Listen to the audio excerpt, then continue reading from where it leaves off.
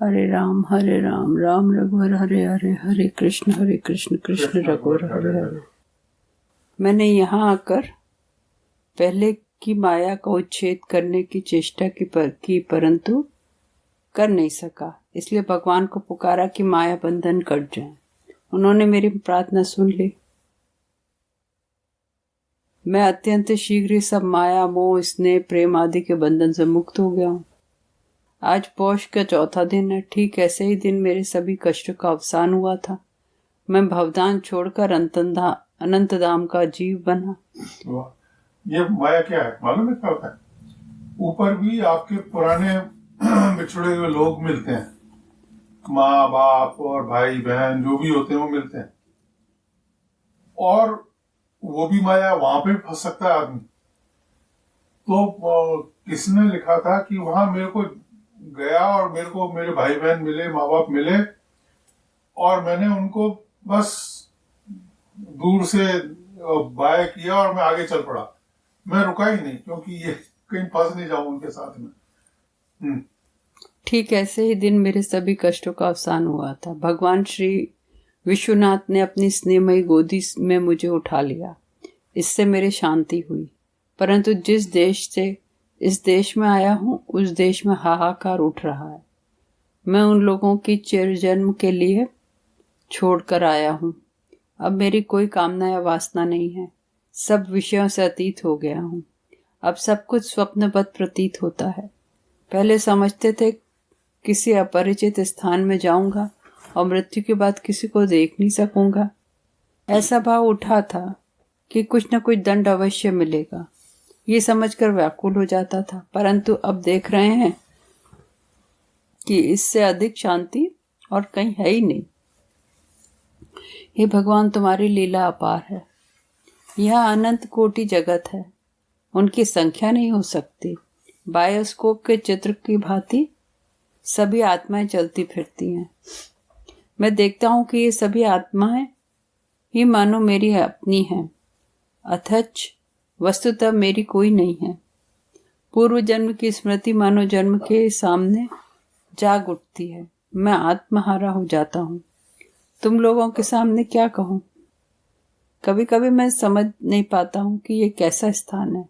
सभी आत्माएं कहती हैं कि यह शांति लोक है। वस्तु तो यहाँ बहुत ही शांति मिलती है।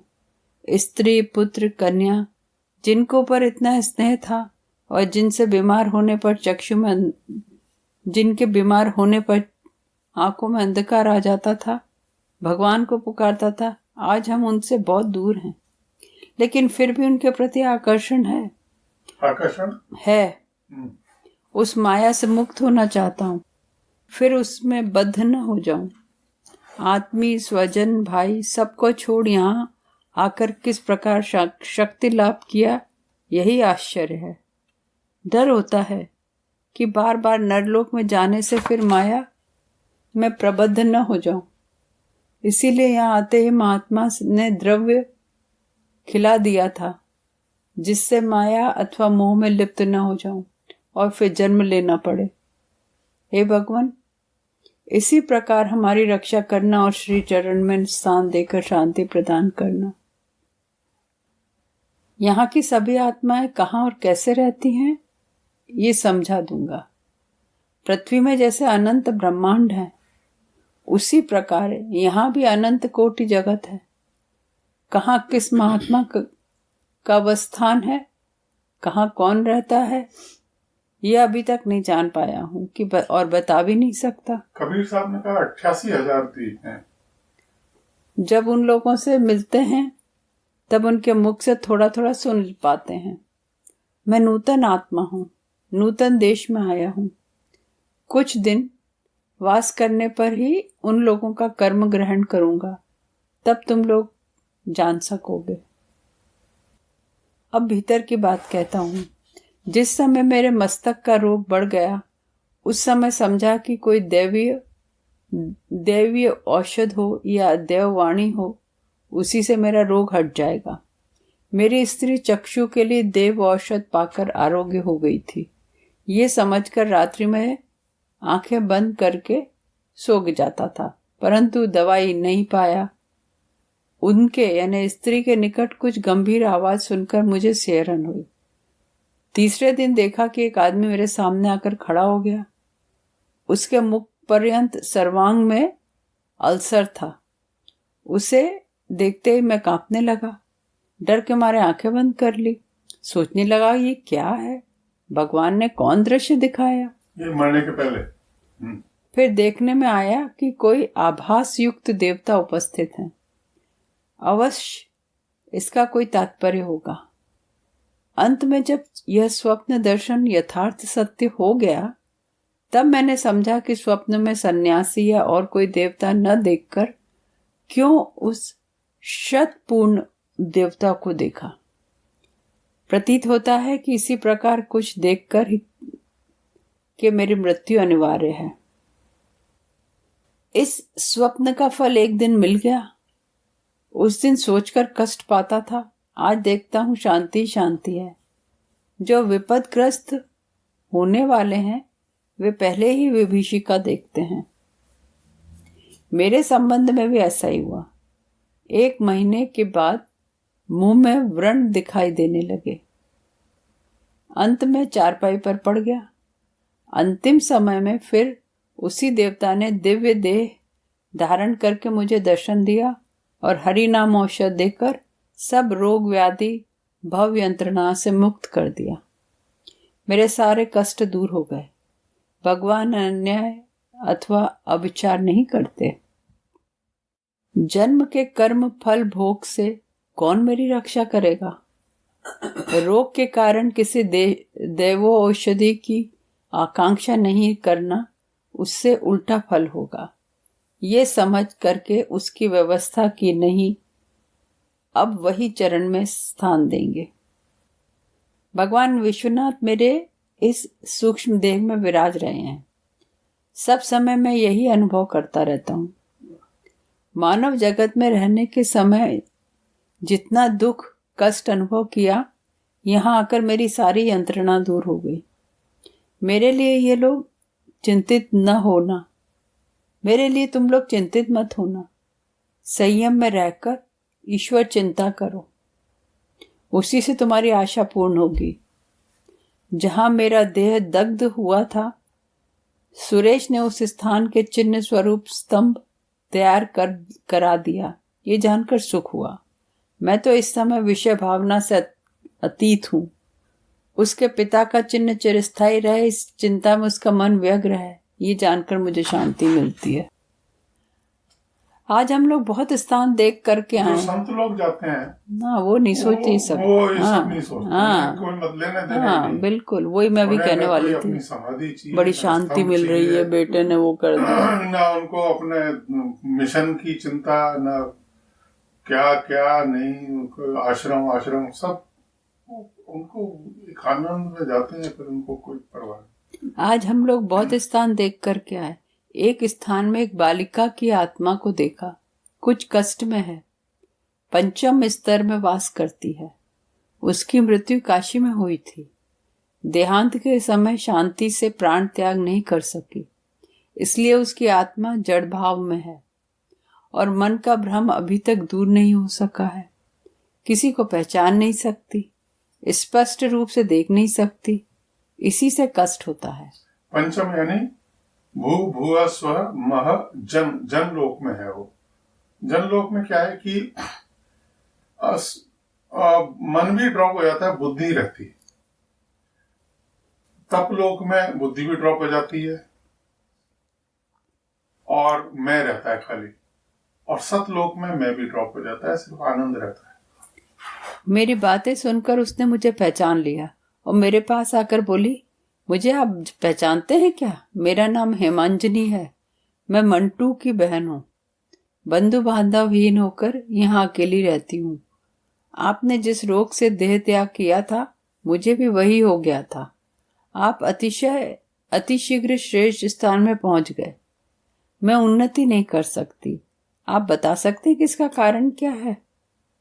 मैंने कहा, केवल ईश्वर चिंता करके मन का अंधकार दूर करो।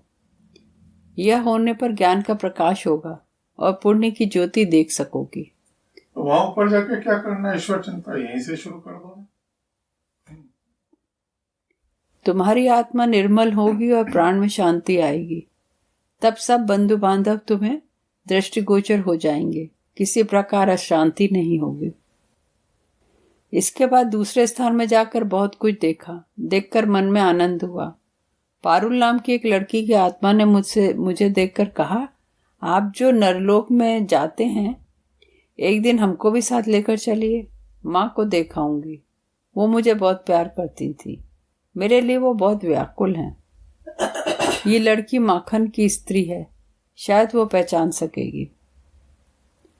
आज फिर प्यारी बाबू के साथ भेंट हुई। बीच में 6-7 दिन उनका दर्शन नहीं हुआ था। वे नवम में हैं। बीच बीच में आकर भगवान का नाम सुनाकर हमें आनंद देते हैं। नवम मतलब बहुत ऊपर पहुंच गए हैं वो। उनमें बहुत शक्तियां हैं। वे जब तक संसार में रहे भगवान का नाम लेते हुए ही जीवन यापन किया। बालक बालिकाओं को बड़े स्नेह से परिश्रम पूर्वक पढ़ाते थे। उचित अनुचित का विचार करके काम करते थे। विद्यार्थी उनको देवता की भांति पूछते थे, इसलिए आज उनको श्रेष्ठ स्थान में वास मिला है। उनके लड़के से जितनी बातें सुनने में आई वे आश्चर्यजनक हैं। इस समय इनकी असीम शक्ति है। इस लोक में यदि भगवान को पुकार कर हृदय में आनंद मिले और किसी विषय में लक्ष्य न रहे तो उसका हृदय देवता के तुल्य हो जाता है। वो सचमुच देवता ही बन जाता है। डॉक्टर बाबू यानी सुरेश सर्वाधिकारी की एक पुत्रवधू को कठिन रोग हो गया था। बचने की आशा नहीं थी, किंतु डॉक्टर साहब को सामर्थ्य और भगवत कृपा से उसकी संरक्षा हो गई। ये अत्यंत आश्चर्यजनक व्यापार है। बहुत बातें हैं। शांति के रुग्ण होने के समय भी वे आए थे। उस बहू को रोग के आक्रमण के पहले ही कुछ आभास मिल गया था कि वह भीषण रोग से पीड़ित होगी। रोग मुक्त होने पर उसे धर्म जीवन का लाभ हो गया। भगवान इसी प्रकार से किसी किसी जीव को अपने साँचे में ढाल लेते हैं। डॉक्टर बाबू और उनकी स्त्री एक साथ हैं। बीच बीच में जाकर देख आता हूँ और उनकी मंगल कामना करता हूँ। उनकी एक और प्रतिवधू भी रोग मुक्त हुई थी भगवान की इच्छा से। जब शांति के जीने की आशा नहीं थी, तुम लोग व्याकुल हो गए थे। चारों ओर अंधकार छा गया था। उसी अंधकार पूर्ण स्थिति में एक क्षीण आशा जाग उठी। समझ में आया, मानो कोई भीतर से कह रहा है, भगवान को पुकारो, वे ही विपत्ति से उद्धार करेंगे। ये सुनते ही अंधकार दूर हो गया। उस स्थान में प्रकाश देखने में आया। भगवान के नाम कीर्तन से प्राण रक्षा हो गई। ऐसे एक और बात है, शरीर में कष्ट आना सबने बताया है और अपने बुजुर्गों ने तो खास तौर से लिखा है कि वो अच्छा है। उससे क्या है कि बाद की विपत्ति अभी टल जाती है, खत्म थोड़े में ही टल जाती है और ईश्वर की याद भी आती है, तो डबल फायदा होता है उससे। परमहंस रामकृष्ण स्वयं आए थे। उनके साथ अन्य आत्माएं भी आई थीं। भगवान ने सहायता की। शांति रोग मुक्त होकर पूर्णतः स्वस्थ हो गई। मुकुल नाम की एक बालिका आत्मा यहाँ आई है। बहुत छोटी है। प्रायः अपनी दादी और दादू की बात पूछती है। मैं उसको एक दिन लेकर दादू और दादी को नरलोक में दिखाकर ले आया। बड़ा जबरदस्त काम कर रहे हैं। इनको एक्स्ट्रा पावर मिली हुई है कुछ। औरों को भी घुमा लाते हैं। यहाँ 2 श्रेणी की आत्माएं हैं, जो लोग जल में डूबकर मर जाते हैं और जो लोग आत्महत्या करते हैं। जो लोग देववाणी के सदृश्य माँ की पुकार सुनकर आत्महत्या करते हैं, उनकी मुक्ति शीघ्र होती है। किंतु जो लोग देववाणी के सदृश्य माँ की पुकार सुनकर आत्महत्या करते हैं, अपना जीवन उत्सर्ग कर देते हैं, उनकी मुक्ति शीघ्र होती है। जैसे देश के लिए, ईश्वर के लिए जो उत्सर्ग करते हैं वो मुक्त क्या हो, पहले तो स्वर्ग वगैरह में जाते हैं, फिर उसके बाद होते हैं। किंतु जो लोग क्रोध में वशीभूत होकर आत्महत्या करते हैं, उनकी मुक्ति में देर लगती है। ये लोग पारलौकिक जीवन में कष्ट पाते हैं। इन्हें पहले नरक में घोर यंत्रणा भोग करना पड़ता है। जिनकी जल में मृत्यु हुई है उनकी दूसरी व्यवस्था है। यहाँ उन लोगों का शिव मंदिर है। उस स्थान पर एक बड़े सन्यासी की आत्मा रहती है। वो उन सबको शिष्य बना कर रखते हैं, फल फूल खाने को देते हैं। वे लोग परम शांति में रहते हैं। महादेव की सेवा करते करते अंत में उद्धार होता है। आजकल कई दिनों से एक आत्मा के साथ मेरा परिचय हुआ है। ये फिरोजपुर में वकील थे। थोड़े दिन पहले मृत्यु हुई थी। उनकी मृत्यु शांति से नहीं हुई थी, इसलिए कुछ अशांति में है। इस समय वे तृतीय श्रेणी में वास कर रहे हैं। तृतीय तो वे ऋण के कारण से आबद्ध हैं। यदि भगवान किसी समय बंधन से मुक्त करे तब शांति पाएंगे। मृत्यु लोक में रहकर लोग केवल रुपए के लिए ही व्यग्र रहते हैं। भगवान को कितने लोग पुकारते हैं। स्त्री, पुत्र, मान, संभ्रम, ऐश्वर्य कुछ भी साथ नहीं जाएगा। केवल भगवान का नाम ही साथ जाएगा। मानता है इस बात को? जिस नाम से सब प्रकार का पाप नष्ट होता है और आत्मा पवित्र होती है, वही मुख्य नाम है। उसके जप से अनंत धाम में फिर कष्ट नहीं पाया जाता होता। इसी नाम का आश्रय ग्रहण करो, देखोगी दोनों लोकों में शांति है। आज मैं एक स्थान देखकर आया हूँ। कितनी छोटी छोटी आत्माएं थी। उनके साथ जितेंद्र के लड़के को भी वहां देखा। ये केवल हरिनाम गान करते हैं, रामायण महाभारत की कथाएं सुनते हैं। मुझको देखकर उसने कहा, आप एक दिन मेरे माता पिता और दादी को दिखा दीजिए। मैंने उन्हें साथ लाकर दिखा दिया। उसे बीच बीच में अपने दादा के साथ बात करते देखता हूँ। शांति में है। शीघ्र और भी उन्नति होगी। यदि भगवान में एकांत मन रहे तो उन्नति में देर नहीं लगती। चाहिए केवल भक्ति, विश्वास और दिन रात उनका नाम कीर्तन। आज एक शिव मंदिर में गया था। वहां 10-12 साल की एक बालक आत्मा को देखा। इतने दिन यहाँ आए हुए है, उसे कभी नहीं देखा था। अन्य आत्माओं से पूछकर जान पाया कि उसका नाम इनका घर मूलचर में है। लड़के का नाम रतन है। जल में डूबकर मर गया था। हमको देखकर सामने आकर खड़ा हो गया। उसका हाथ पकड़कर हमने कहा, तुम्हारी मृत्यु जल में डूबकर हुई थी क्या? उसने कहा, जल में डूबा था, परंतु उसमें मृत्यु नहीं हुई थी। मैं जब घाट पर आया उस समय सोढ़ी का धक्का खाकर गिर पड़ा। उसी से हार्ट फेल हो गया था। सीढ़ी होगा, सीढ़ी का धक्का खाकर गिरा था और उससे हार्ट फेल हो गया। मेरे माँ बाप और दादी मेरे लिए कातर हैं। उसी से मुझे अशांति है। मैंने समझाया, कोई चिंता न करो, शांति में भगवान को पुकारो। यहाँ पे लेके रोते हैं, हाँ, वो उससे ऊपर कुछ नहीं होता, बल्कि उनको कष्ट होता है। कष्ट होता है, बिल्कुल सही बात। वे तुम्हारे अशांत प्राण में आनंद देंगे। भगवान के नाम से सब आपत्ति। क्या करो तो? कोई चिंता न करो, शांति में भगवान को पुकारो, शांति में भगवान को पुकारो। वे तुम्हारे अशांत प्राण में आनंद देंगे। भगवान के नाम से सब आपत्तियां कट जाती हैं। शिव मंदिर के सन्यासी ने उसको शिष्य बना लिया है, शांति में है। वहाँ भी मंदिर है।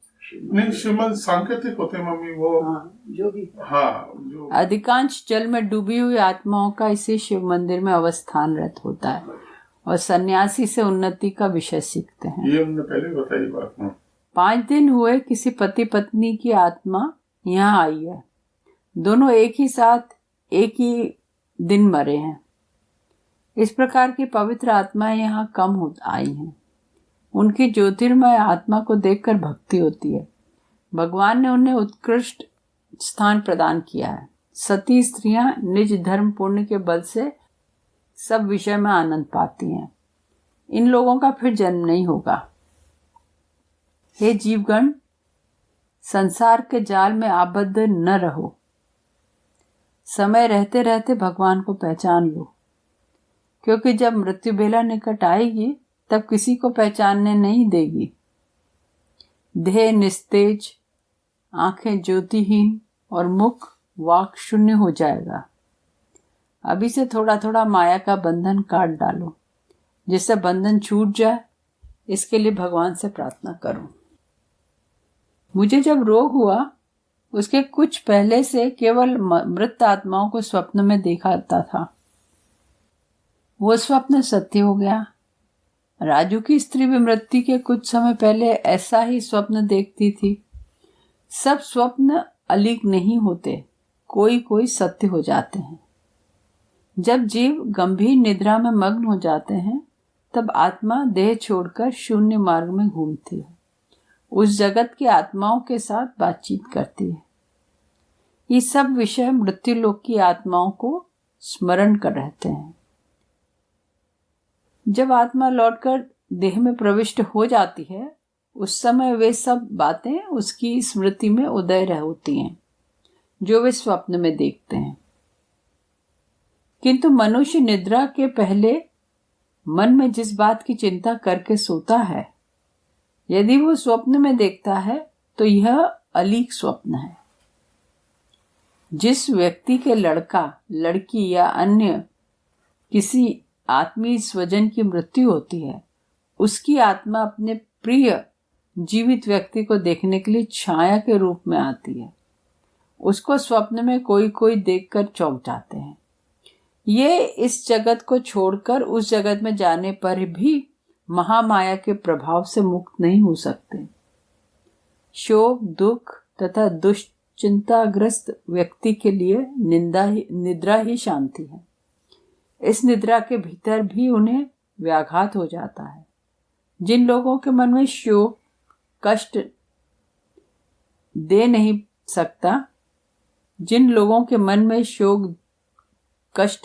सकता, मैं जानता हूँ, भगवान उनके प्राण में शांति देते हैं और शांतिदायिनी माँ उनकी सहायक होती है। जब उसकी मृत्यु होती है तब ये सब आत्माएं जाकर उस आत्मा को इस शांति लोक में ले आती हैं। जिस समय मनुष्य की मृत्यु आसन्न है उसके पहले से ही ये सब आत्माएं उसके लिए प्रतीक्षा करती हैं। आप मालूम पड़ता है कि इस मोमेंट पे जाने वाले हैं तो, और हम लोगों को जो जुड़ गए हैं तो हम लोगों को मृत्यु के वक्त के सिलसिले के बुजुर्ग आके ले जाते हैं। ये भी फैक्ट है।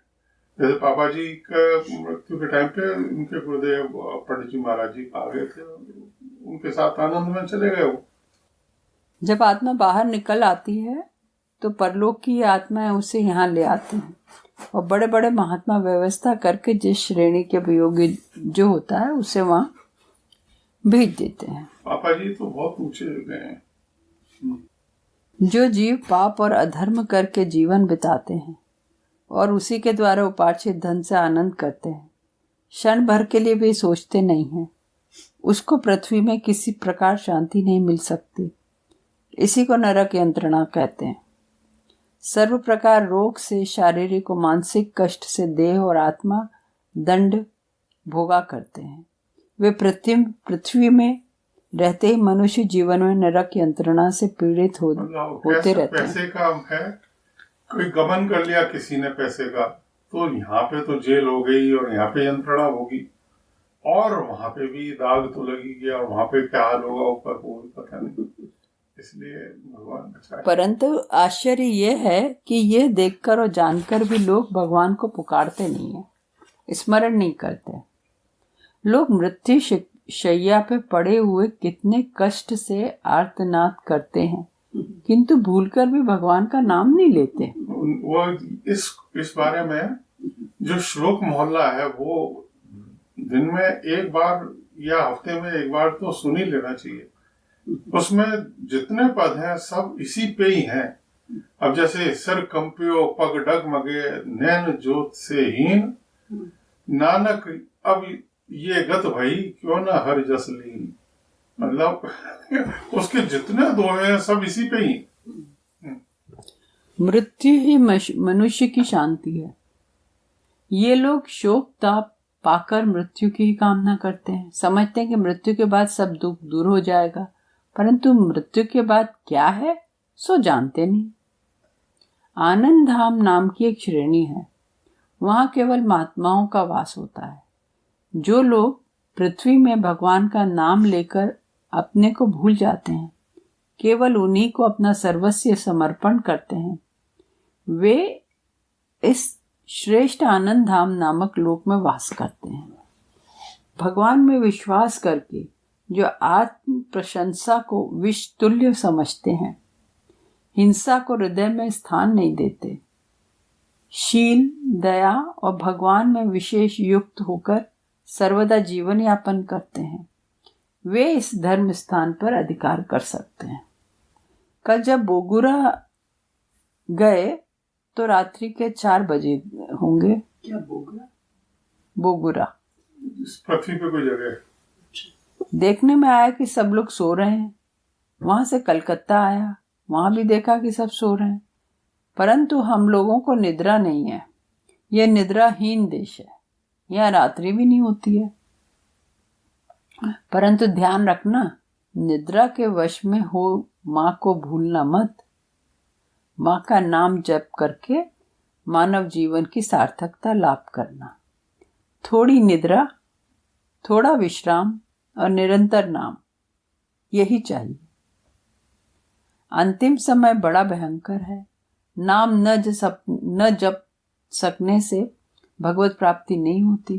कल मैं मुरारी बापू का सुन रहा था, तो कहना है कि नाम ले लो बस, टेढ़ा मेढ़ा गलत सलत, मतलब किसी तरह से बस ले लो, लेते रहो बराबर, तो उससे वो सब अकाउंट में आपके ऐड होता जाएगा। सांसारिक चिंता लेकर कोई उर्दू में उठ नहीं सकता। जगदम्बा की चिंता ही अंतिम मार्ग साफ करती है। चिरनिद्र का समय निकट में है। अब भगवान का नाम कब आरंभ करोगे? निद्रा पर विश्वास न रखना। यह मनुष्य के सुख दुख को थोड़ी देर के लिए भुला देती है। यह निद्रा ही भगवान को पुकारने में व्याघात उपस्थित करती है। यह निद्रा देवता का देवत्व भुला देती है। यह मोह निद्रा भगवान के नाम से वंचित करती है और माया मोह अहंकार ले आती है। इसको अधिक प्रश्रय न देना।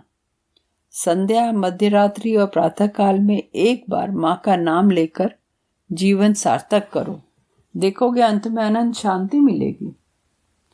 एक दिन हम लोग साथ साथ एक स्थान में बैठ गए। पूछने में पता लगा कि वो नक्षत्र लोक है। इसमें जो महात्मा रहते हैं उन्हें देखकर आश्चर्य में पड़ गया। जैसे नक्षत्र का आलोक है, सभी आकाश में प्रज्वलित हैं, उसी प्रकार उन लोगों के सूक्ष्म देह से शत सहस्त्र हीरों की भांति आलोक स्फुरित हो रहा था। अत्यंत सुंदर, अत्यंत स्निग्ध और अत्यंत मधुर। इस आलोक में कितना माधुर्य ये कह नहीं सकता। हम लोगों को मानो मोहित कर लिया। हम लोग उनसे बात नहीं कर सके। सुना ध्रुव, प्रहलाद, अभिमन्यु, विजय कृष्ण, मीराबाई, रानी भवानी, रामकृष्ण, शिवाजी और भी अनेक श्रेष्ठ आत्माएं यहाँ हैं। थोड़ी देर तक उनका उपदेश ग्रहण करके फिर पूर्व स्थान में लौट आए। मतलब यहाँ भी राजा रहे और वहां भी राजा रहे। जनक थे, यहाँ भी राजा थे और वहां भी राजा है। ऐसा हो। मैं एक दिन एक आत्मा के साथ ऊर्ध्व से भी ऊर्ध्व स्तर में उठ गया था।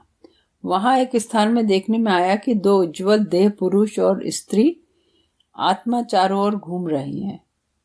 उनका भाव सर्वदा प्रसन्न है। प्रेम और आनंद से मानो नित्य उत्फुल्ल है। उच्च चिंता सदा विद्यमान है।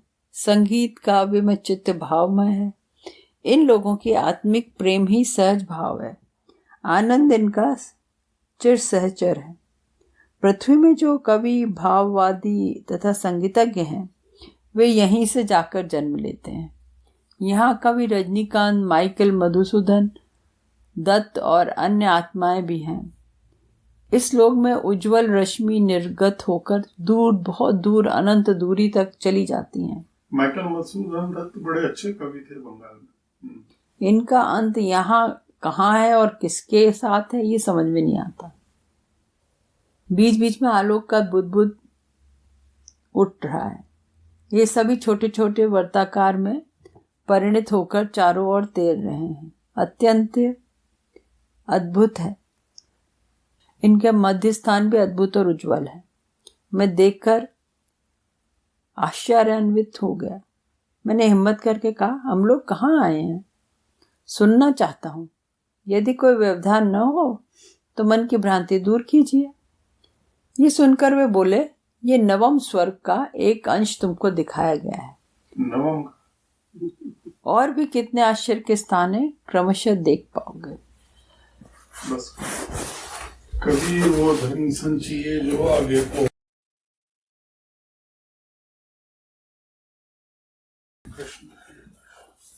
कृष्ण रघुवर हरे हरे।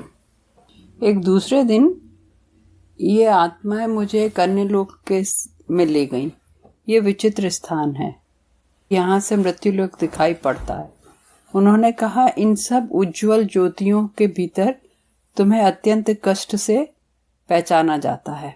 इस सामान्य तथा अति तुच्छ स्थान में मनुष्य वास करते हैं। वे लोग प्रेम नहीं जानते। मुख से कहते हैं प्रेम करता हूं, किंतु मन में घृणा करते हैं। पद्म पत्र के जल जैसा उनका प्रेम चंचल है। इन लोगों के लिए अर्थ ही भगवान है और धन लाभ की चेष्टा ही धर्म। यहाँ यथार्थ ज्ञानी आहार के अभाव से मृत्यु मुख में पड़ते हैं। चापलूस, प्रवंचक, अज्ञानी और मिथ्यावादी सबके ऊपर प्रभुत्व करते हैं। ये सब लोग ब्रह्मांड के रहस्य नहीं जानते।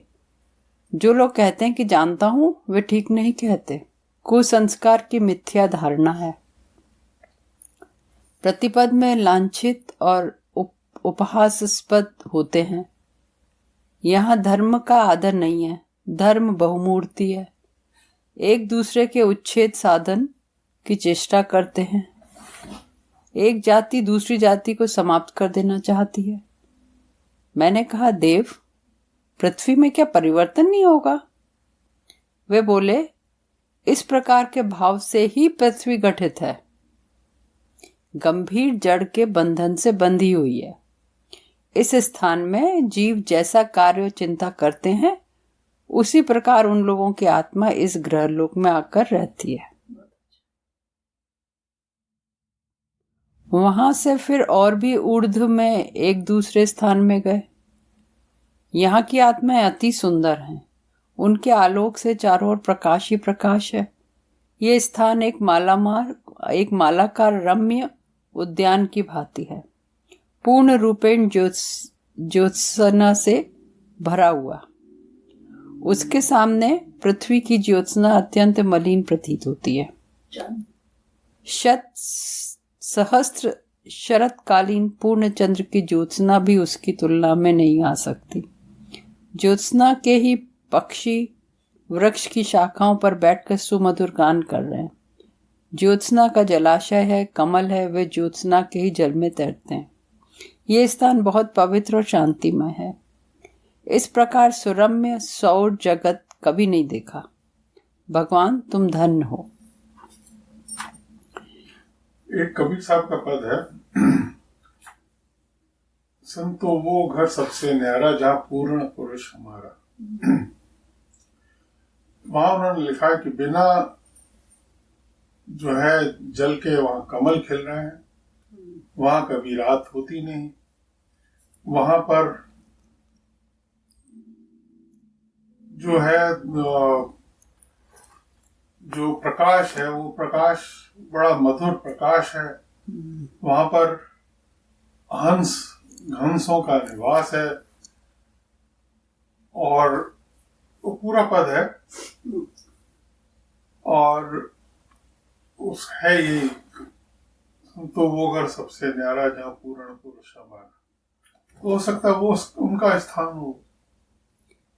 हेमांगिनी जिस वर्ग में है, आज वहां उसको देखने गया था। देखा, उसने बहुत उन्नति की है। मालूम हुआ शीघ्र ही और भी उच्च स्थान पर अधिकार कर सकेगी। उसने माखन की बात मुझसे पूछी। मैंने कहा, एक दिन उन्हें तुमसे मिलने को ले आऊंगा। ये सुनकर उसने धन्यवाद दिया। इसके बाद माखन के पास जाकर देखा, वे बड़े शांति और आनंद में हैं। चेहरा बहुत उज्जवल हो गया है। इस समय अष्टम में है, किंतु मैं जिस स्थान में हूं उससे बहुत दूर है। उनके साथ कभी कभी मेरी भेंट हो जाती है। बाबा विश्वनाथ ने उन्हें कठिन रोग से मुक्ति करके शांति के कुंज में स्थान दिया है। उनका धर्म में मन था, भगवान में विश्वास था। पुष्प का सौरभ चारों ओर भरा हुआ है।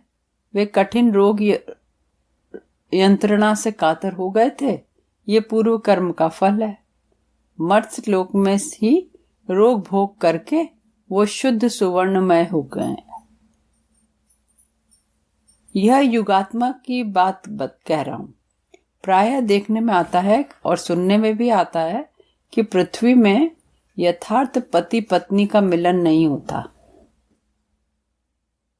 उसका कारण यही है कि पहले की युगात्माएं नहीं मिलती। इस लोक में जितने पति स्त्री की प्रतीक्षा और स्त्रियां पति की प्रतीक्षा में रहीं, वे केवल युगात्मा के लिए।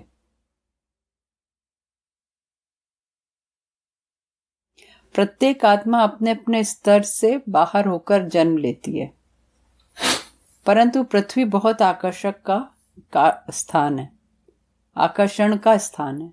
वहां जाकर मन का बल खो जाता है, उसके साथ ही आत्मिक बल भी।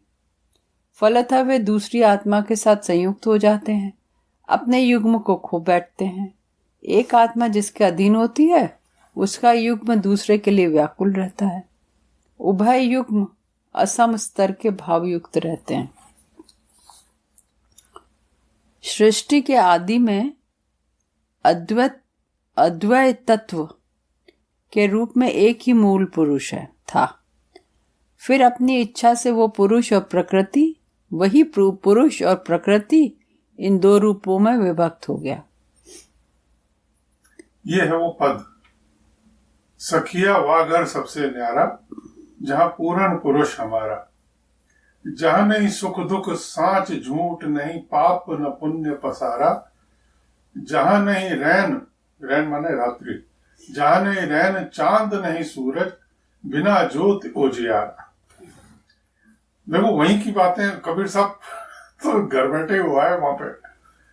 नहीं तह ज्ञान ध्यान नहीं जप तप, वेद कितेब नवानी, करनी धरनी रहनी गहनी, ये सब जहां हैरानी। धर नहीं अधर न बाहर भीतर, पिंड ब्रह्मंड कछु नाही। पांच तत्व गुण तीन नहीं तह, साखी शब्द न ताही। मूल न फूल बेल नहीं बीजा, बिना ब्रह्म फल सोहे। बिना वृक्ष फल सोहे, बिना वृक्ष के फल हो रहा है वहां पर। ओहम सोहम ऊर्ध ऊर्ध नहीं, श्वास लेख नहीं को है। जहां पुरुष तहां वहां कछु नाही, कहे कबीर हम जाना। हमरे संग लाखे जो कोई पाए पद निर्वाणा। मतलब इसको जो इस दृष्टि को जो देख लेगा, इससे उसको समझ लेगा, तो वो समझो उसको भी निर्वाण पद मिल गया। हाँ, तो इन दो रूपों में विभक्त हो गया। इस स्थिति में दोनों पृथक अस्तित्व रखते हुए भी वस्तुतः नित्य युक्त बने रहे, किंतु माया में प्रवेश करते ही वे पृथक हो गए।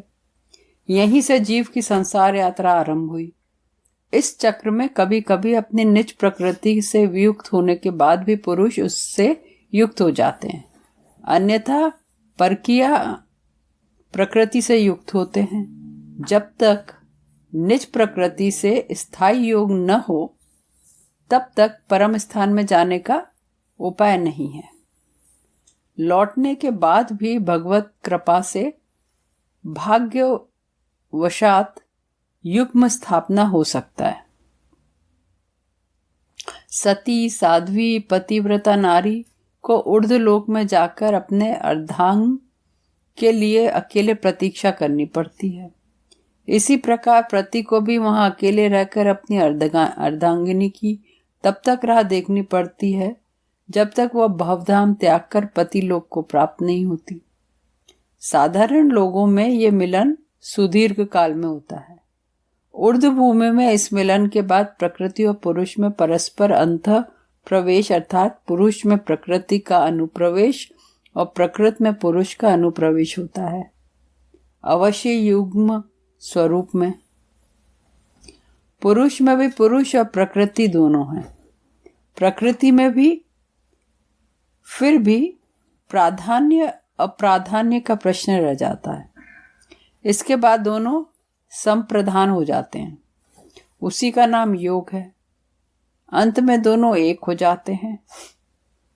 यह अद्वैत स्थिति है।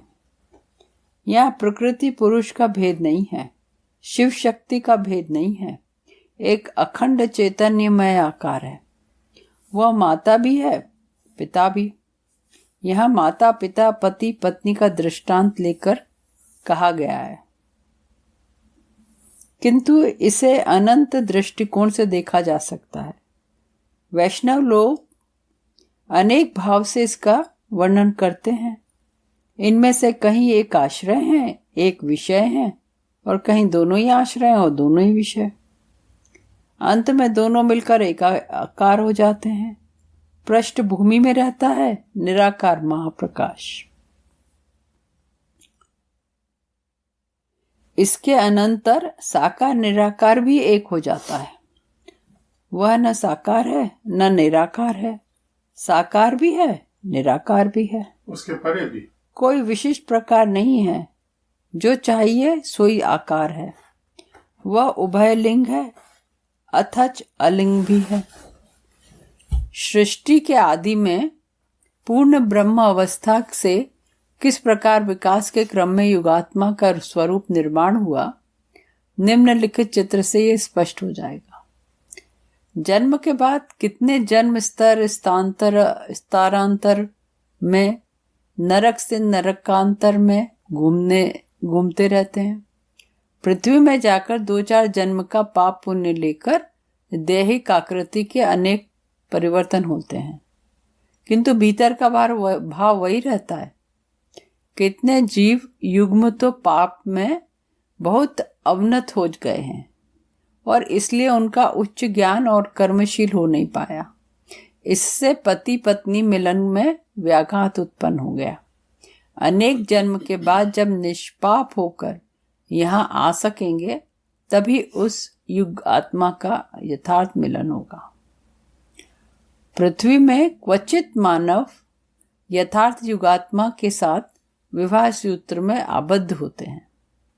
यही लोग मृत्यु के बाद एकदम उस सौर जगत में मिलित होकर अपार आनंद और शांति लाभ करते हैं। पृथ्वी में मनुष्य का चित्तबल कहाँ है? वे अपनी देह का सब प्रकार से ज्ञान खो देते हैं। जिस कन्या को सुंदरी समझते हैं, मन का मैल हो या न हो, उससे विवाह कर लेते हैं। इसलिए यथार्थ युगात्मा के साथ उनका मिलन होता है नहीं। कितने जन्म जन्मांतर के बाद वे यहाँ आकर उसको पाते हैं। युगात्मा के साथ आत्मा का मिलन न होने पर पति पत्नी को कभी सुख शांति नहीं मिलती। ये बात यथार्थ है। इस सौर जगत की आत्माएं कमनीय शरीर से परिपूर्ण है। उनका सूक्ष्म देह देव तेज से गठित है। इसको शुक्र लोक अथवा सौर जगत कहते हैं। ये लोक ऊर्ध्व से भी ऊर्ध्व और सूक्ष्म से भी सूक्ष्म स्तर के अभिमुख में धावित हो रहा है। यहाँ स्वार्थपरता अमार्जनीय महापातक है। यहाँ के सभी निवासी भगवान में दृढ़ विश्वासी, मधुर मुस्कान से युक्त, मधुरभाषी और लावण्य श्रीपूर्ण है। और एक दिन दूसरे स्थान में गए। यहाँ बहुत महात्मा लोग रहते हैं। बड़ी सुंदर वस्तुएं यहाँ हैं और अति उज्जवल आलोक। सुना है यह स्वर्ग की दूसरी ओर का सिरा है। यहाँ से आत्माएं सूक्ष्म देह छोड़कर अपने कर्म अनुरूप जड़ देह लेकर जन्म लेती हैं। हम लोग जहाँ रहते हैं उसकी अपेक्षा ये सब आत्माएं अन्य प्रकार से गठित हैं। इन लोगों का भिन्न भिन्न प्रकार का स्वभाव है। आत्माओं के भीतर भिन्न भिन्न भाव है, कहीं दैहिक, कहीं मानसिक और कहीं आध्यात्मिक। कोई पूर्ण निर्दोष नहीं दिखाई पड़ा। यहाँ मृत्यु व्यक्तियों का ठीक ठीक विचार होता है। इसी स्थान से लोग मृत्यु लोक में आ जाते हैं और प्रत्यावर्तन होता है, परंतु इस प्रकार जाने को मृत्यु नहीं कहते। शुद्ध देह छोड़कर मनुष्य देह धारण करते हैं। मानव की मृत्यु का समय जब उपस्थित होता है तब उसकी देह शिथिल और अवश हो जाती है। मृत्यु के पूर्व जो आत्मा ऊर्ध्व गमन करती है उसके साथ देह की समान वायु का आकर्षण होता है, वो इसे खींच कर ले आती है। और मृत्यु के साथ समय जो नाभिश्वास होता है तो यह समान वायु देहस्थ अन्य वायु को एकत्र करके आत्मा के साथ बाहर हो जाता है, अतः फिर लौट कर नहीं आ पाता है। तुम जिस प्रकार मृत्यु की बात सोच रही हो, मृत्यु वैसी नहीं है। जीव की मृत्यु हो जाने पर ठीक समय में लौट आकर वह सूक्ष्म देह में अवस्थान करता है। यथार्थ ज्ञानी व्यक्ति मृत्यु का भय नहीं करते, वरन आनंद ही प्रकाश करते हैं,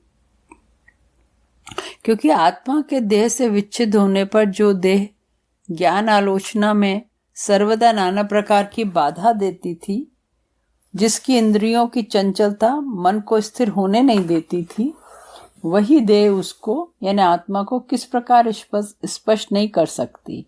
यही उसके लिए आनंद का विषय है। मैं सत्यलोक में गया था, उसको आनंद धाम कहा जाता है। वहां की आत्माएं मौत ऐसी है जैसे कि मुंबई की चाल से कोई जिंदगी भर रहे और फिर उसको स्विट्जरलैंड में ले आके बैठा दो। मौत वाकई इतनी आनंददायक है। वहां की आत्माएं सब प्रकार के आलोक से आलोकित हैं। वे मिथ्या को विष समझते हैं, धर्म की जय करते हैं, भगवान में विश्वास नष्ट नहीं हो किया, वही लोग इस लोक में वास करते हैं।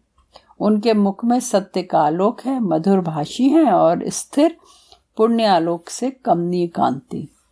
इस लोक में डॉक्टर महेंद्र लाल सरकार, गुरदास बनर्जी, कालिदास सरकार, वो अच्छा रामकृष्ण परमहंस जी के चिकित्सक थे वो, अमीर चंद खां, ब्रज किशोर राय आदि बहुत से महात्मा वास कर रहे हैं। किसमें? कौन से? सत्यलोक में। सतलोक, ये इन लोगों इनका पता नहीं, लेकिन अपने यहाँ कबीर साहब ने उसको सेवंथ बताया। इसने इनके यहाँ पे शायद वो 9th 10th 11th है, इनके हिसाब से 11th होना चाहिए। जो धर्म रक्षा कर सकते हैं वे मनुष्य नहीं देवता हैं। शोक दुख से मुक्त न होकर भगवान को पुकारना ही शांति का साधन है। संसार में ये लाइन पढ़ो कैसे? शोक दुख से मुक्त न होकर भगवान को पुकारना ही शांति का साधन है। बिल्कुल। संसार में वियोग ही संयोग, मृत्यु ही जन्म, निराशा ही आशा, आकांक्षा ही तृप्ति, त्याग ही भोग, अंत ही आदि, अभाव ही शक्ति और विच्छेद ही मिलन है। जान लेना, अभी जो कुछ कहा है उसमें कुछ भी मिथ्या नहीं है। इस समय ये महापुरुष सब विषयों से अतीत हैं, किसी प्रकार की भोग वासना नहीं है। अंत समय में उनकी स्नेहमयी गोदी में अवस्थान कर रहे हैं। इन शिशु स्थानीय महात्माओं को मैं शत सहस्त्र बार नमस्कार करता हूँ। किसकी गोदी में? ईश्वर की गोदी में अवस्थान कर रहे हैं। यहाँ पति पत्नी दोनों प्रकार की आत्माएं हैं। उन लोगों की सूक्ष्म देह दिव्य ज्योतिर्मय है, मुंह में शांति की हंसी है। विच्छेद के अनंतर मिलन से उनको उनमें महान आनंद और शांति है। यहाँ सत्य की महिमा और धर्म का जयगान रहता है। इन महात्माओं से मिलकर मैं चंद्रलोक गया था। ठाकुर रामकृष्ण, महात्मा विजय कृष्ण और उनके भक्तों के साथ साक्षात्कार हुआ। ठाकुर की देह मानो शत सहस्त्र चंद्र किरणों से उद्भासित है। वे और अन्य भक्त सांसारिक जीवगण जैसे उन्नति लाभ करेंगे, उसी के विषय में चर्चा करते रहे। भक्तगण जो कुछ भी कहते हैं वह सुनने योग्य है। रामकृष्ण 3 बार मृत्युलोक में तुम लोगों के बीच आविर्भूत हुए थे। ये वहां की बात है, उन लोगों का कहना है। उनके तो अति प्रिय भक्त हैं, वे विशेष रूप से इनको जान सके थे। लड़के लोग ठीक ठीक भक्त न होने पर भी ठाकुर समझकर उनका जयगान करके धन्य हो गए थे। जो लोग चित्त में संशय उत्पादन कर विश्वासहीन हो गए थे, उनको दुख हुआ था। राम कृष्ण स्वयं भगवान स्वरूप हैं और वे आविर्भूत हुए थे, ये भी सत्य है। परंतु मानव का शुद्र मन सहजतया इस पर विश्वास नहीं करना चाहता है। ये बहुत दुख का विषय है। लोगों का विश्वास ही स्वर्ग में पहला सोपान है। जिसका जैसा विश्वास है वैसा ही फल होगा। बलपूर्वक विश्वास करने से धर्म नहीं होता।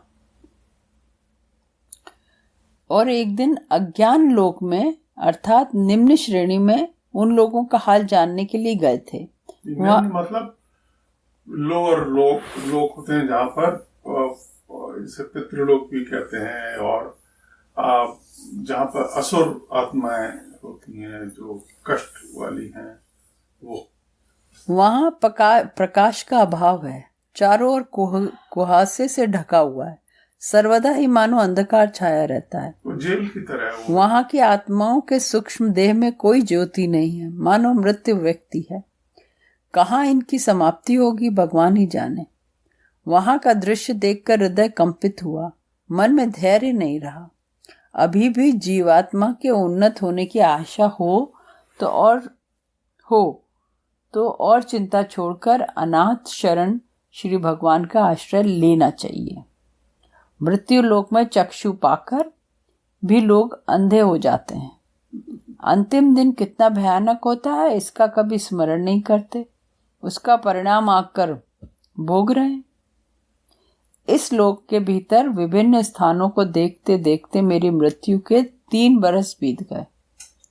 कितने दिन भवधाम छोड़कर मुझे नित्य धाम में आते हुए बीते। अब यह स्मरण रखना कठिन है। धीरे धीरे पुत्र कन्याओं के हृदय से मेरी आकृति लुप्त होती जा रही है। मैं भी इस समय यही चाहता हूँ। मेरी विस्मृत हो जाने पर भी तुम लोगों के मन में शांति आएगी। 3 साल बाद ये कॉपी 3 साल तक चली है। पिता माता न रहने पर संतान को कितना कष्ट होता है, ये एक दिन हमने भी अनुभव किया था। मेरी वृद्ध माता की जब मृत्यु हुई थी तब मैं निर्जन में बैठकर उनके लिए अश्रु विसर्जन करता था। माता के अभाव में मेरे लिए समस्त संसार मानो शून्य हो गया था। मैं अनुभव करता हूँ कि वृद्ध माता के लिए जब इतना कष्ट होता है तो जिनकी माता का अल्प आयु में ही देहांत हो जाए उन्हें कितना दुख होता होगा। भगवान ने वो दिन भी दिखा दिया। सवेरे राजू की स्त्री मृत्यु मुख में पतित हुई। उसकी संतानें मृत्युहीन होकर अपार दुख में डूब रही हैं। मेरी आंखों को ये भी देखना पड़ा।